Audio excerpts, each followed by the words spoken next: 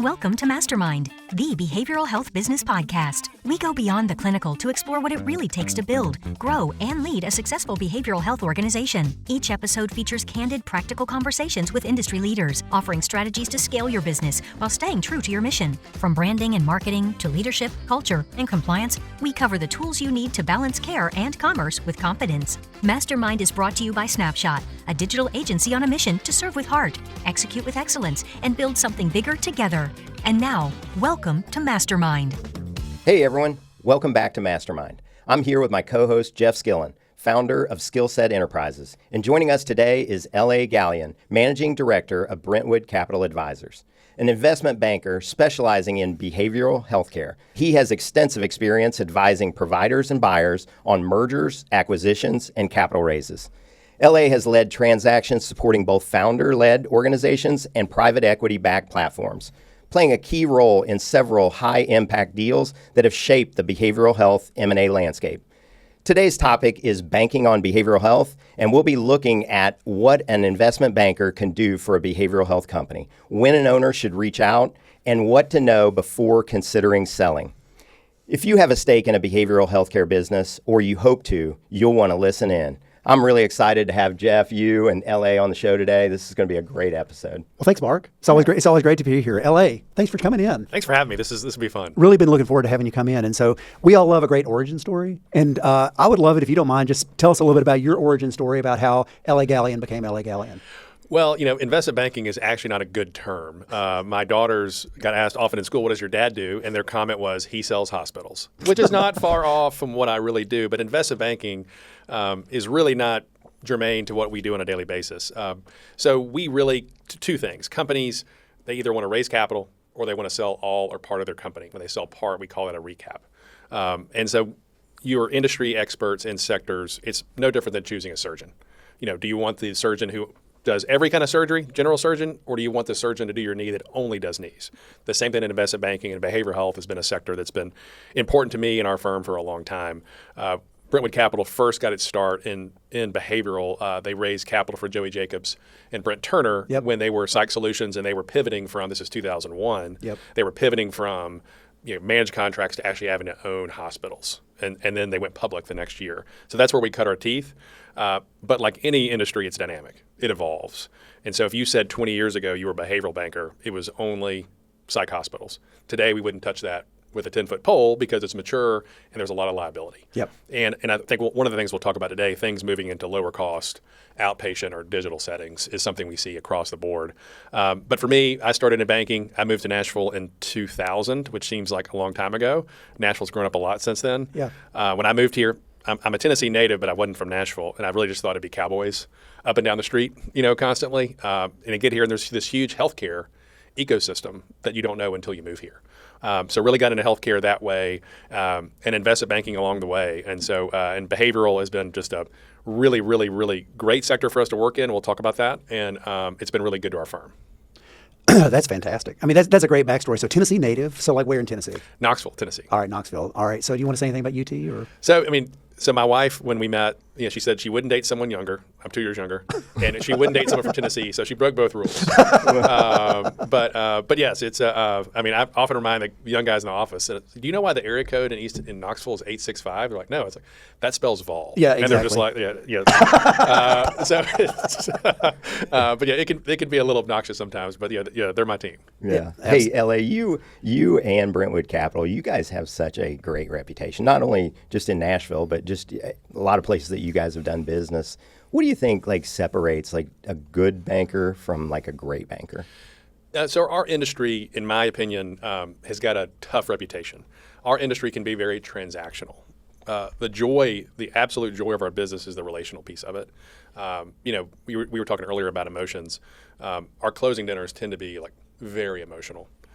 So you follow the company for our average. I'd love to say market's shorter. Our average is 3 years that we follow the company before they formally do anything with us. And so we try to listen more than we talk.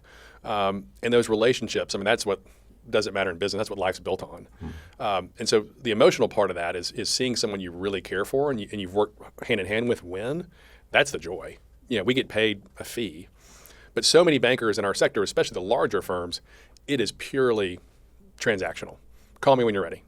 Just tell me when you need to do a deal. And I think we have done a really, really good job, not just me, but over the years of really focusing on what that client, that executive, that entrepreneur needs, and it may not be a deal. Yeah. If you really advise them the right way, it's like, guys, don't do this. Like, we're at the table and that's how we get paid.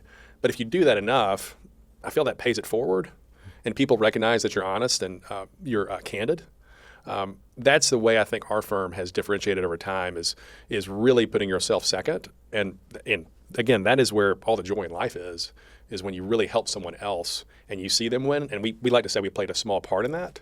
But that is the biggest difference in our industry is we really try to see the person and what is the best for them. And it may not be something we can help them with. Yeah. One of the themes that we talk about in this podcast regularly that separates good from great, and I think you've really touched upon it, is we talk about going beyond the transaction and going to transformation. And it's like, and I know you, LA, and I know the work that the firm does, and transformation sounds like a really big word, but I mean, it's what you do every day. I mean, would you agree with that?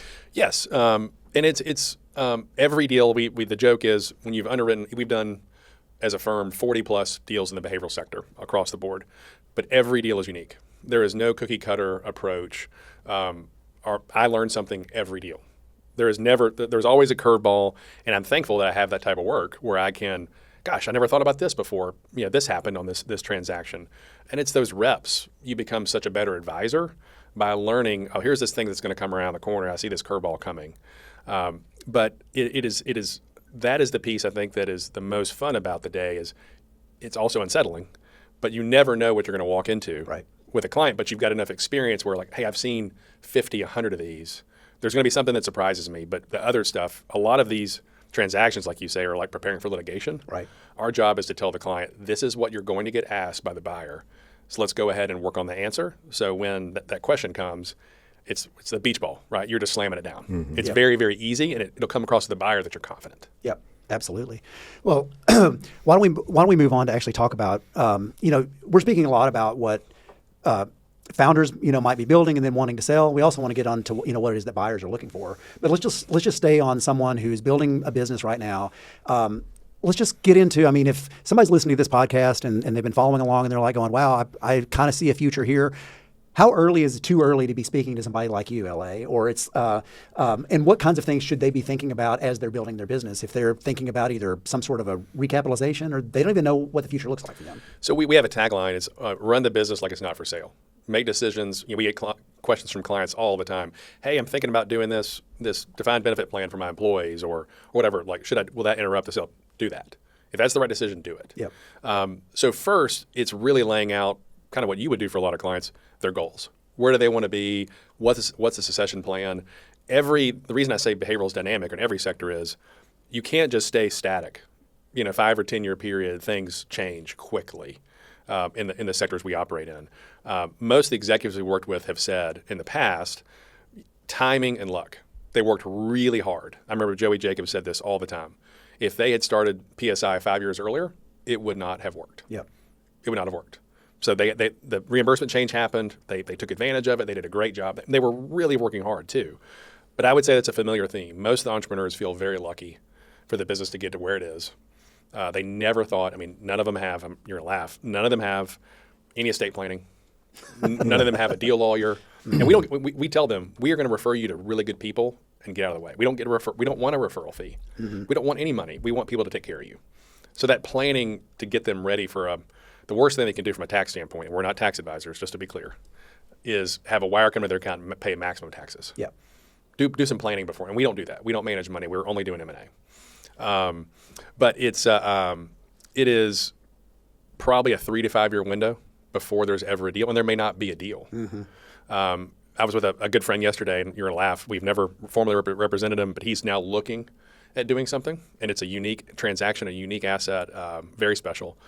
And he admitted kind of at the very end, he goes, we've kind of bumped against the ceiling several times.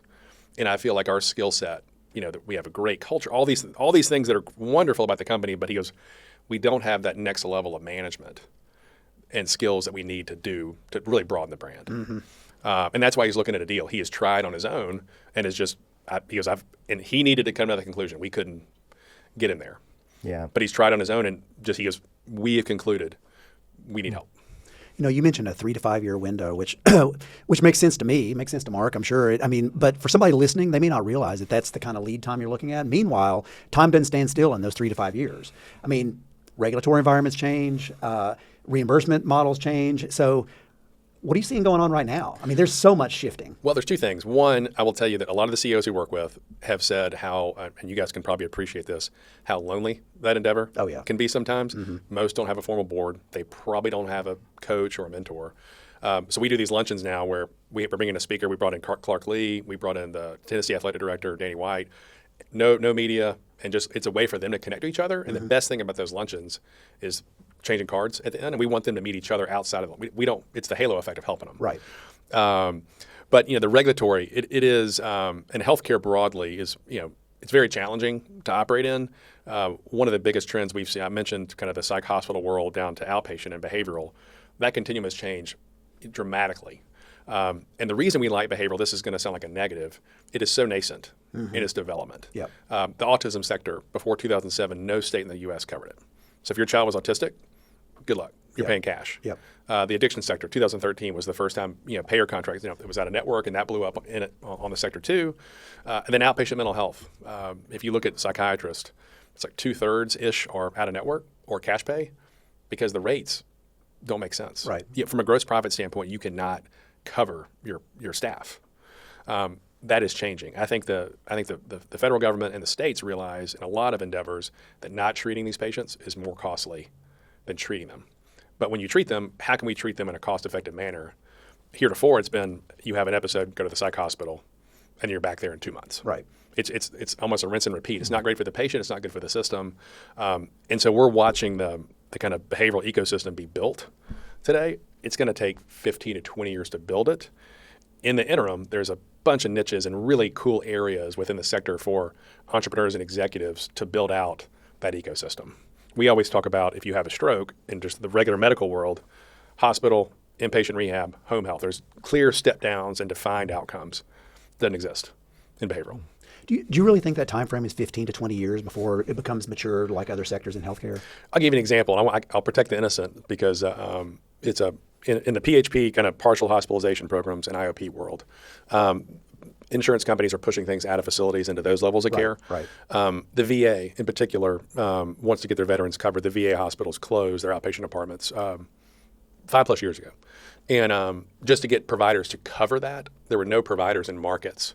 So a typical PHP rate should be $500 a day. It's 7 hours, depending on the state, 7 hours of treatment a day. You're going home at night. You're healthy enough to go home. Right. One of the states we have a client in, the VA is paying right at $5,000 a day just to get a provider to do it. Wow. That lets you know there was literally no providers that even did it. Yeah, I have a client who's in a situation like that, and it was remarkable the day rate that they were getting, but like you said, it's a population that most people were like, not really prepared to handle. Yep. And so it's now that you can't maintain that rate over time, Right. It'll come down as more providers come in the market, like any service line. But that lets you know as like adolescents, the payers are drastically trying to find providers who provide adolescent mental health care on an outpatient basis. Mm-hmm. That's another area. There just aren't a client of ours once said in Nashville, if you skin your knee up, you can go to the walk-in clinic and get it stitched up. If you have a mental health issue outside of the hospital, where do you go? You don't know. Yeah. There's no kind of quick care, place. And most of the places in Nashville are cash pay or health facility based. Right. So access to the system is a tremendous challenge. I'm making it sound like that's bad. Therein lies the opportunity. Yeah. No, that makes sense. That makes sense. LA, it seems like there is a lot of activity in this space right now. What do you think is driving all that activity? You've had, post-COVID, you've had a stigma reduction.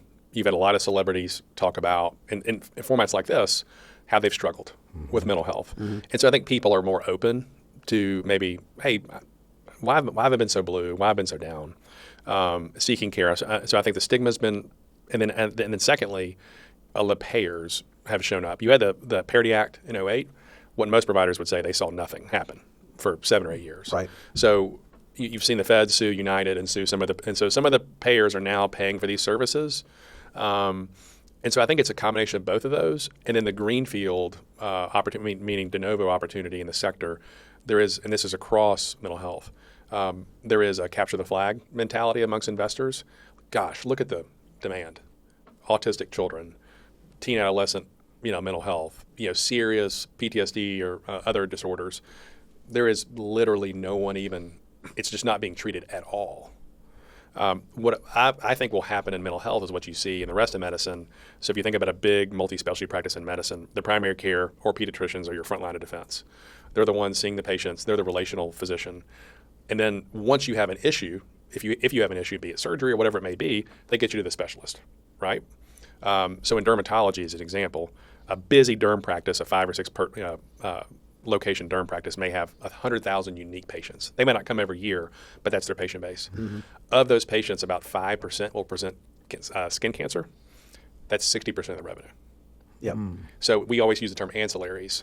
If you're just trying to scale a digital health or just a primary care business, it's very hard because the revenue per visit versus the cost per visit is always going to be difficult. But you need those ancillary revenue streams, not for every patient, but for the patients who need them. In behavioral, TMS, ketamine, some of the things like MDMA, the things that are to come. Mm-hmm. I think mental health is going to build out a lot of those ancillaries that heretofore they haven't really had. And so that's why you've seen so many psychiatrists be out of network or cash pay. Well, they couldn't make money on Blue Cross $50 visit. Yeah. They lost money. And so that I think investors see that, and they see the demand is 10x the supply. Yep. Well, let's increase the supply. Yep. You mentioned the digital platforms, and, there have been mixed results in terms of how that's been going. And it's, I had a friend referred to kind of like the lotus flowers, like everybody's waiting for that to bloom, right? Mm. What are your thoughts on the digital platforms at this point? Are we too early, not early enough? What do you think? I love digital as an extension of the provider, not replacing the provider. Yep. So if you look at any of these, there are a lot of public companies, and we look at, I'm getting bankerish here on you, we look at gross profit. So software companies on a gross profit level are saving 70 to 80%. Their cost of goods sold or cost of services are low. Most healthcare services businesses are kind of in the 30-ish%, maybe a little higher gross profit. If you look at just tele-only, digital health only, it's probably 10%, maybe lower. Yeah. So they just don't have much. There's no juice in the orange. Yeah. So to cover their overhead is very difficult. Having said that, telehealth reaches a lot of people that maybe a physical location couldn't. So the access is improved, but we like the combination of the two, not one, if that makes sense. Well, I think a lot of people saw that as kind of maybe a .com play or some sort of a digital play where it was just, somebody's going to buy that platform. And there's got to be real revenue there. There's got to be real profitability there. So I kind of look at it as 10 years ago, or maybe longer than this, you would put cloud in your name. Mm-hmm. And that was like the magic kind of fairy dust. Yeah. Today it's AI. AI, absolutely. And so... you're going to change your name to AI Galyon? No, God. I can't spell AI. But I think there's kind of those type of words that people put into names that make, now we're worth a multiple revenue. Right. But I will say that, and we use this term a lot, if you look at investors can sometimes be lemmings and chase things as a herd. There's a ton of stranded capital. Blockchain was everything 10 years ago. When's the last time you heard it? Right. There will be some AI things that just change the way we all do business, but there will also be a lot of those things that never get off the ground. So it's a lot of capital, chasing, some of that stuff. We do see applications for AI within healthcare, workflow, some of the stuff that clinicians have to deal with. It's amazing now if we're on a Teams or a Zoom, the meeting notes. Just the transcription. People's note takers show up before they do. Oh yeah, the otter and we have a pretty colorful client, and he'll say things and they're like, we probably want to delete that. And he's like, there's a read assistant on this. But yeah, that kind of stuff. And then even in our industry, if you look at like ChatGPT and things like that, the amount of kind of entry level jobs in legal, accounting, and banking. What's that going to do to those? Right. They're kind of grinding through models in our industry right now. Like, what's that going to look like in 3 years? Mm-hmm. So there's a lot of stuff like that I think that's going to change, but you're never going to have, the patient come in and face a screen. There's always going to be some kind of clinician that needs to really digest what they're saying and kind of have a thoughtful plan. And AI can complement that, but it's not going to replace it. Yeah. No, I completely agree. I tell people that if this is not a good time to be a mediocre banker, a mediocre lawyer, or a mediocre accountant, because chances are it's like, things are going to get a lot tougher for you, right? But if you're able to specialize and you're able to focus on the human interaction and actually delivering value at a human level, AI can only support that. So our industry, if you look at the 80s and 90s, and my partner Tom Wiley was at J.C. Bradford here, you guys remember this, you used to have sales and trading. Mm-hmm. Well, the high frequency trading, kind of early 2000s, Goldman Sachs changed that. So it's good for the consumer. It used to be 7 cents a trade for you to buy a stock. It's now a fraction of a penny. Yep. Research. You used to have to buy research there were huge research departments at every bank. Mm-hmm. Now you can go on to any AI tool and it will scrape everything out there that's been published.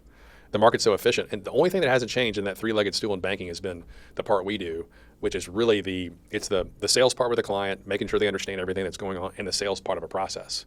That is still hand-to-hand combat, and it is hard, but it's something you really can't automate. An IPO is still a banker, calling retail clients, telling them about the IPO. They get the document. Yep. But there's still someone has to walk them through it. Mm-hmm. What does this mean? What kind of risk are you taking by doing this?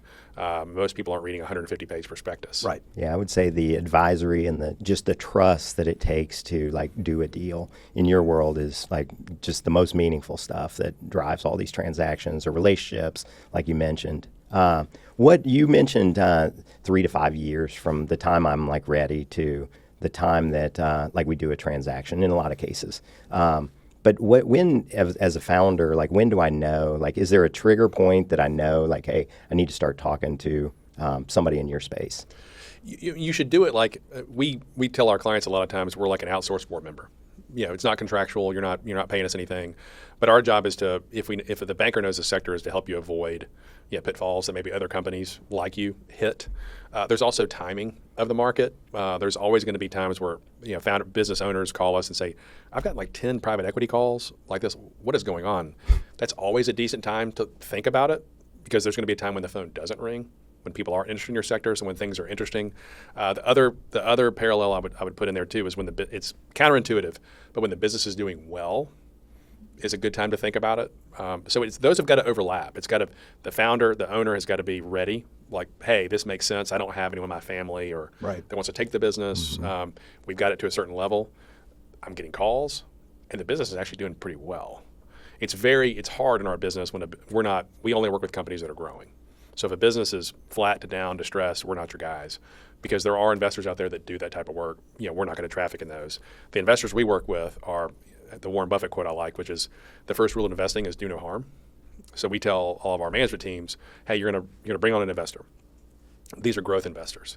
The business is doing well. They're going to ask you what the pain points are, and they're going to want to fill in the gaps and augment those. But they're not operators.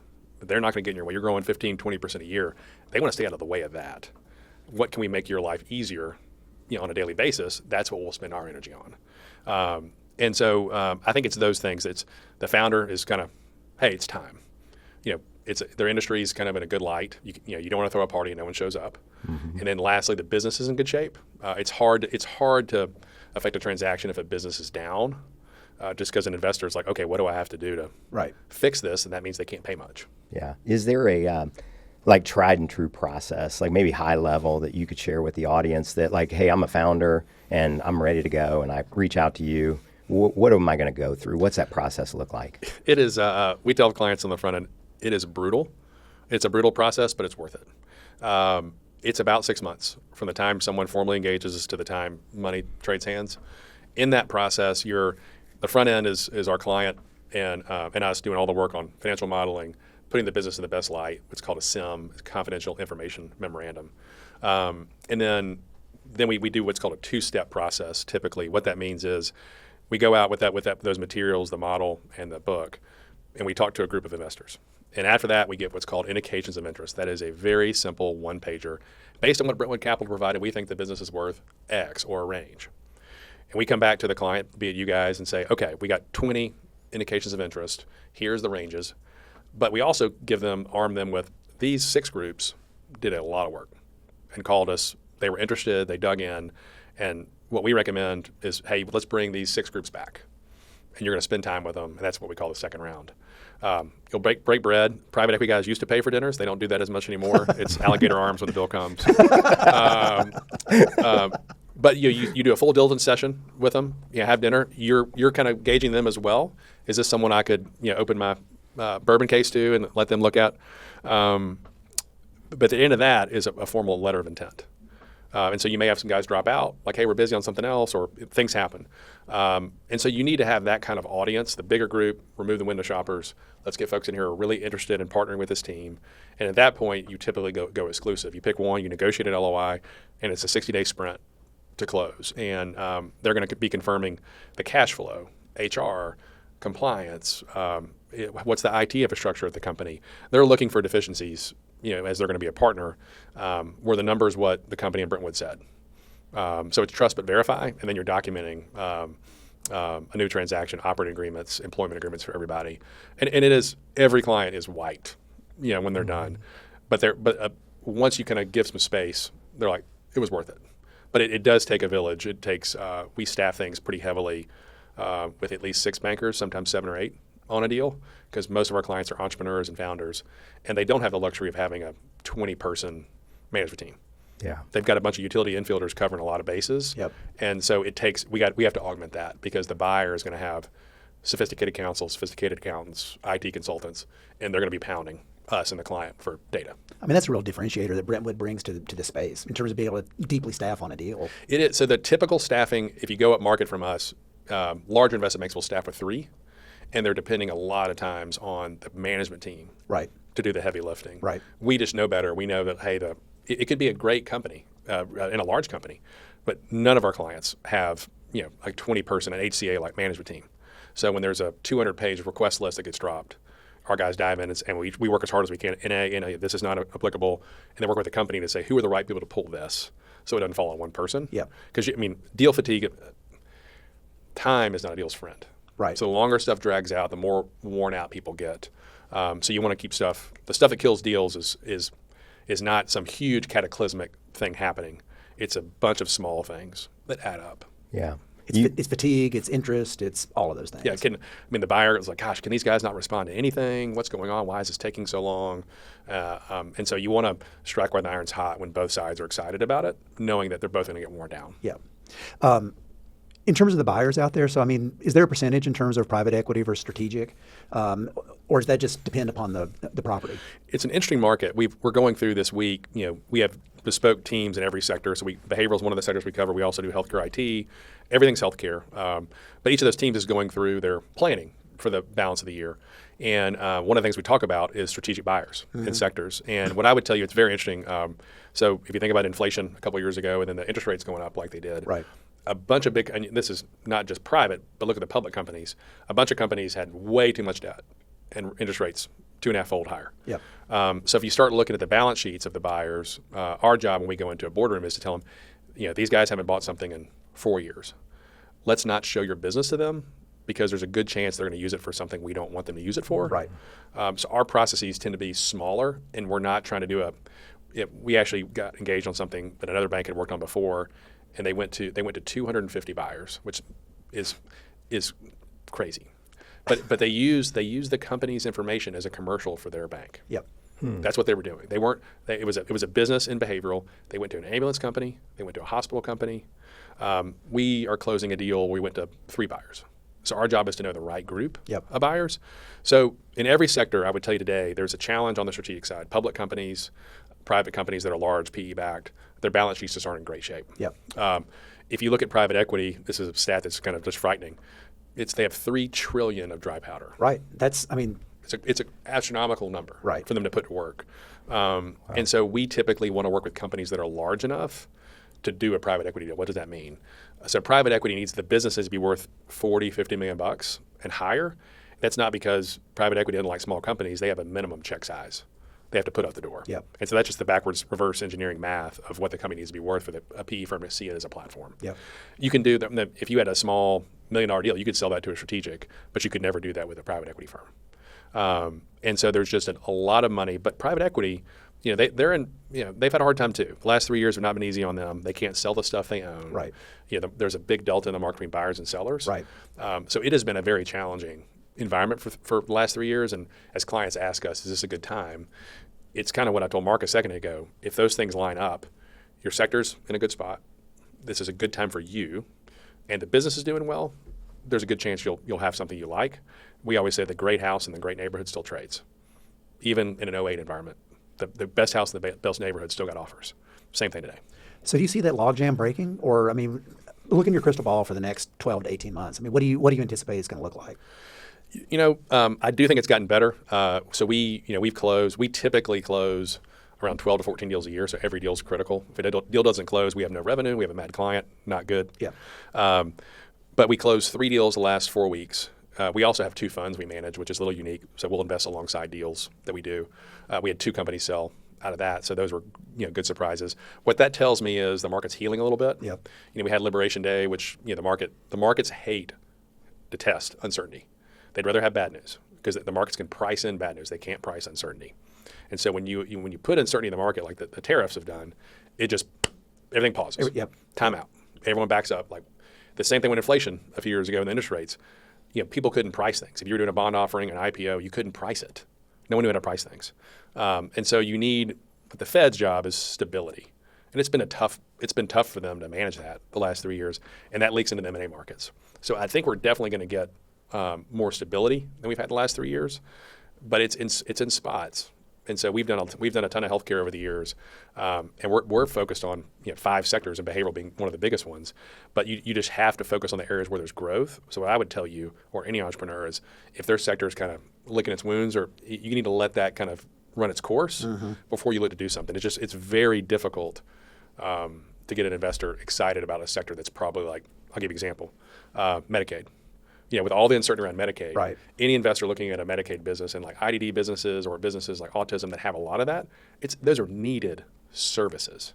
But what an investor is going to say, what's the patient base going to look like? Is it going to shrink? Well, that's what I was going to ask you. I mean, so not only the uncertainty around Medicaid, but then there's also those marketplace policies they're going to get more expensive, and we're anticipating 10-15% less people are actually going to have health insurance coverage. How does that impact the way buyers are looking at this? Yeah, it's binary. It's not a price. We can look at risk 2 ways. We look at binary risk, I'm out or I'm in, or a price risk. Hey, I'm going to adjust price based on this. And I think the ACA, the exchanges, and then the Medicaid issue, and it's state specific. Some states are expanded Medicaid wildly, and you're going to see enrollment really come down. Yep. Those are binary risks. If you're a private equity firm and you take that to your committee, they don't know what it's going to happen, and so they have to stand down. Yeah, LA, you talked a little bit about. I love how you're always looking out for the client. Like you make all your decisions based on the outcome for the client. Out of let's say 10 deals you look at a year, how many times do you go out to the buyers and they come back with a price that you say to the seller, hey, listen, I would just hang on to it for another year or 2, run it. Here's the things you need to be focused on. It's a stat we're pretty proud of, and we're conservative. Meaning when we guide a client to a certain value, we want it to be actionable and real. So about it's actually 93% of our valuations we give our clients, that's part of the work we do on the front end before we even go, have been in the range or above where we've promised them. What we don't want is like Jeff's got a business, he thinks it's worth 100, we think it's all the math says it's worth 50. If he's pounding the table, guys, I need 100, we're like, wait. Right. You're not going to hit that. Here are the metrics. Here are the other companies like you. This is how they traded. This is how investors value them in processes. Here's the math behind your business. And we'll show them, we'll do the math that buyers will do. But you definitely have times, to your point, there have been times when an unexpected reimbursement change happens in a business. Usually when a deal gets in a ditch, it's something the banker and company didn't know about. Let's call timeout. I've got a client now that thought he wanted to sell 100% of the business, and he shifted his mindset throughout this. And we haven't launched the process yet, but he's like, hey, I want to do a recap. I want to get a partner. I want to keep building the business because he sees the growth in it. He doesn't want to exit. And so one of the things we're going to talk to him about is, okay, that's a different buyer universe. That's a different messaging than selling 100% to a strategic buyer. But we probably don't wait till the cash flow's here to do that, because then you can really hit your financial goals, because he's not selling 100%, he's selling a portion. And the first paragraph of our engagement letter is, we cannot compel the client to do anything. We can get them 2 times what we promised them, and they can still say no. But we try to give them the best advice along the way, and we certainly, before we even lock arms, we try to align incentives, on kind of hey, here's the goalpost. We're not going to move them. We hope you don't move them either. Yeah. Are there certain operational practices within a behavioral health company that you guys look at that helps drive the value? Yeah, most, depending on the size, I would say if you look at private equity, what they typically will pound in their decks when they're selling to entrepreneurs is people, process, and systems. And those are the things smaller, founder-owned, family-owned, physician-owned companies, they may have one of them. Right. But they certainly, let's say they do a private equity deal. In 5 years, that is going to be warp speed different. Like KPIs, dashboards. We ask, kind of founders sometimes, hey, what's driving your business here? Sometimes they have to think about it versus pulling something up quickly. But here's what happened. We added this new provider. They might have a story, but not have the metrics. Correct. Right? Yeah, that's what I hear in a lot of these transactions is the anecdotes, the stories, and really what the buyers want to see is like they want to see the data. Yeah, but they are data junkies, and so what they typically do after investment, I was telling someone this yesterday. If you look at the cash flow and revenue profile of a business after private equity invest, the cash flow usually goes down the first 12 to 18 months because they're investing in all that kind of plumbing. Yep. And then it's a J-curve. Then they can say, okay, now we can double revenue. We can do the things we want to do, but we couldn't have done it before because we didn't have these key employees, these systems. And so I would say, and it's a roundabout answer, Mark, but I would say it's those type of things. The storytelling, you're hearing anecdotes from clients, but they rarely can flip a switch and show you the data. They need the talent. They need the systems, and they need those initial investments. And I'm assuming buyers, they know that going into it. Yep. They know it. Beyond those like gaps, is there anything that blows up a deal that you see, like beyond, people, processes, profitability? I'm sure. Yeah, I mean they're unknowns. I mean the biggest thing usually, is it's a financial deal is the accounting. Hey, this is here's our revenue and cash flow, and we now do. You guys have probably heard this 100 times. We do a quality of earnings on the sell side on every deal we work on. It just eliminates risk. It lets us and the owner know, like, hey, here's this piece of AR that's $1 million. Are we going to collect it?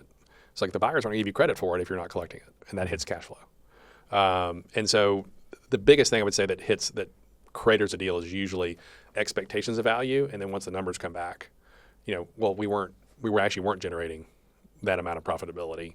They're still paying us the same multiple on that. That's usually what does it. But we try to now I think founders know, like, hey, I don't have an audit. I don't have some of the things that give me financial comfort that my numbers are what they say they are. Let's get a third party to come in and do that. And then you're fighting fire with the buyer, because the buyer's going to do one. If you do one, they're still going to do one. Yeah. But you've really eliminated the risks that unforeseen AR that you thought you collected didn't get collected. And we know that ahead of time. Yeah.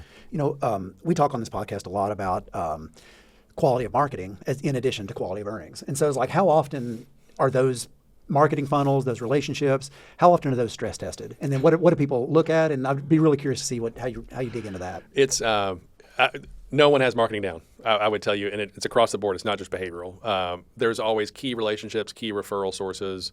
You got concentration risk, key man risk with every one of these. We have a client now, and they were asking his marketing plan, and he goes to 2 conferences a year and takes people to Preds games. And you saw the PE firm just kind of lean back in the meeting.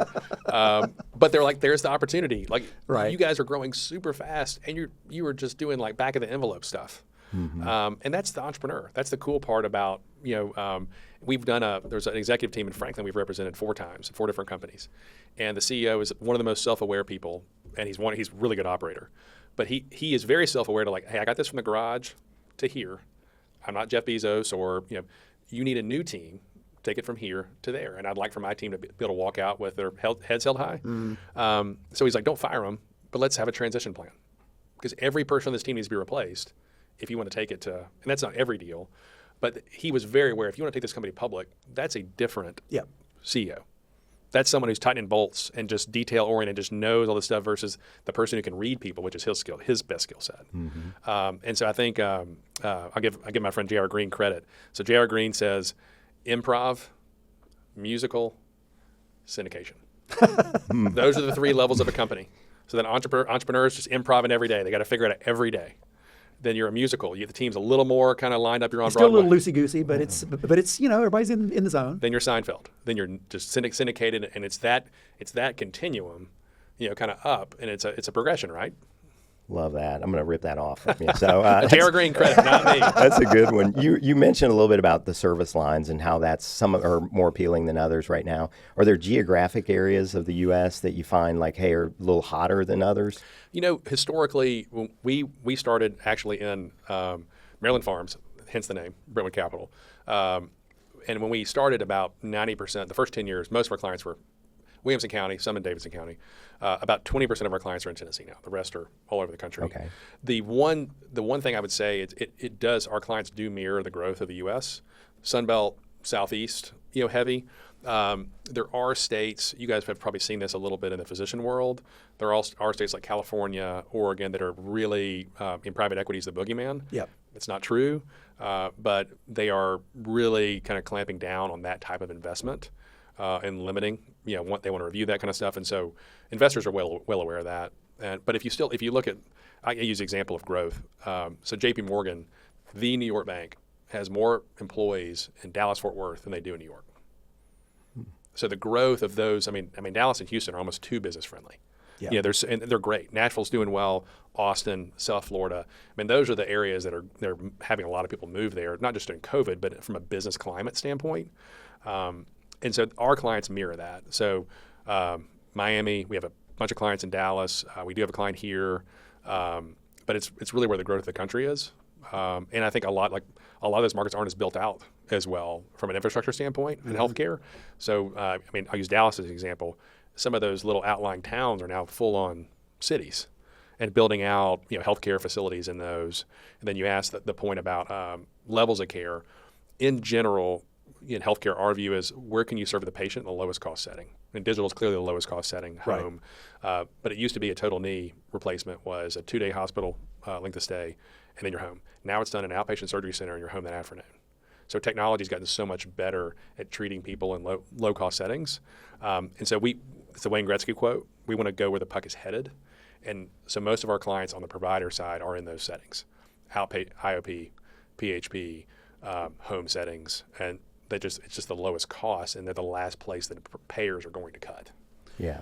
As we start to wrap up the episode, is there a common misconception that you see founders have about selling their business, a transaction? Is there anything that stands out to you? There's a bunch. One of my favorite ones of all time is a client asked one time, when you take me to market, is that like Trading Places, with Dan Aykroyd, when they go to the trading floor and the orange juice? And I'm like, no, it's not a physical place, but it is an actual virtual place, right, where we call buyers.